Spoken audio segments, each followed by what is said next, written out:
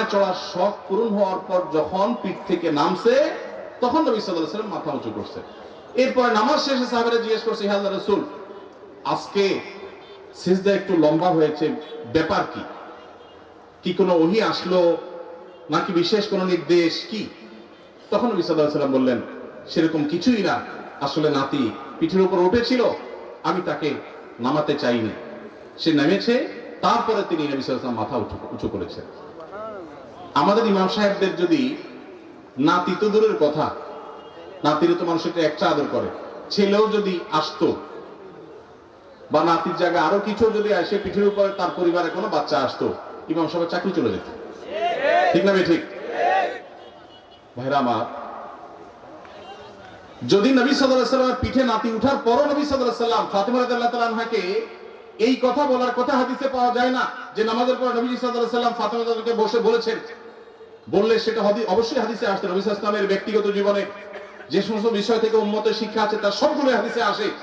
এরকম কোন হাদিস পাওয়া যায় না যে তিনি ফাতিমা রাদিয়াল্লাহু তাআলার কাছে যে বলেছেন, মা, আমি মসজিদে ইমামতির দায়িত্ব পালন করছি, এই টাইমে তুমি নাতিকে ছেড়ে দিলা, তাকে এই টাইমটা ধরে রাখতে পারতা।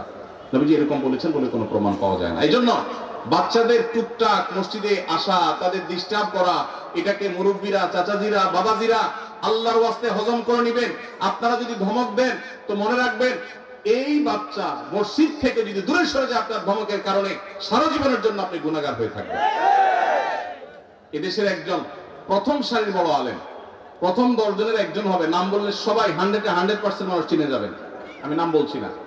ওনার ছেলে মদিনা ইউনিভার্সিটিতে তখন পড়ে, আমাকে বলেছিল ব্যক্তিগতভাবে, ভাই, আল্লাহ আমাকে আলেম বানিয়েছেন, মাদ্রাসা পড়িয়েছেন, ইউনিভার্সিটিতে পড়ালেখা করে অনার্স করেছি, আমি ছাত্র বা শৈশবে ছোট জীবনে মসজিদ থেকে ধমক খাইছি এক মুরব্বীর, আমি মরণ পর্যন্ত ভুলবো না।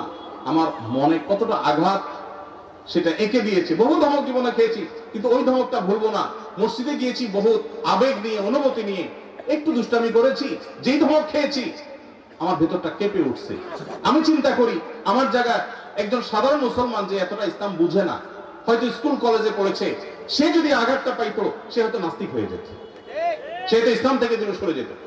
এই জন্য মসজিদ থেকে বাচ্চাদেরকে ধমক দিবেন না। আদর্শ মসজিদের জন্য, বাচ্চাদের জন্য, যুবকদের জন্য, এমনকি মা বোনদের দ্বীনি শিক্ষার জন্য চিন্তা ভাবনা, ফিকির, তাদের জন্য পর্দা, প্রাইভেসি রক্ষা করে কিভাবে তাদেরকে দিনদার বানানো যায়, ফরজে আইনের ইলম শেখানো যায়, সেই ব্যবস্থাপনা থাকতে হবে। মসজিদ থেকে জনসেবামূলক কার্যক্রম থাকতে হবে। জনসেবার জন্য পয়সার দরকার নাই, ইচ্ছা যথেষ্ট। আমি একটা ক্যাম্পেইন শুরু করছি, প্রত্যেক এলাকায় যুবক ভাইয়েরা ইমাম সাহেবদের নেতৃত্বে এলাকা পরিচ্ছন্নতা অভিযানে নেমে যান।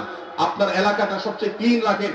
প্রতিদিন একত্র নামাজের পরে 10 মিনিট করে এলাকা ভাগ করে নেন, সারের বস্তায় করে সব ময়লা গালা কুড়িয়ে এক জায়গায় এনে সেটাকে জ্বালিয়ে দেন বা শেষ করেন, এলাকাকে পরিচ্ছন্ন করেন। আরো হাজারটা কাজ করা যায় পয়সা কড়ি ছাড়া।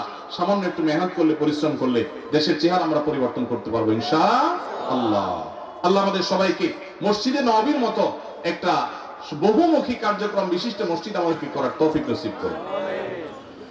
আমাদের পরিবারে অনেক সময় অনেক বড় রোগে আক্রান্ত হন।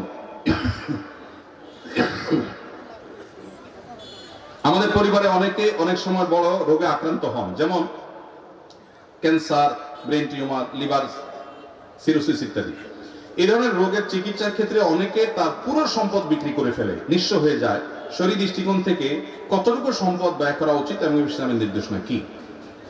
যদি আল্লাহ না করুন কেউ দুরারোগ্য ব্যাধিতে আক্রান্ত হন, তার চিকিৎসায় লক্ষ লক্ষ টাকার দরকার হয়, তার জমি জমা বিক্রি করা লাগে, প্রশ্নকর্তা ভাই জানার বিষয় হলো তার টোটাল অ্যাসেট থেকে কত পার্সেন্ট তার নিজের ট্রিটমেন্টে খরচ করা যাবে? এর উত্তর হলো এর কোনো পার্সেন্টেজ শরীয়ত ঠিক করে দেয় নাই।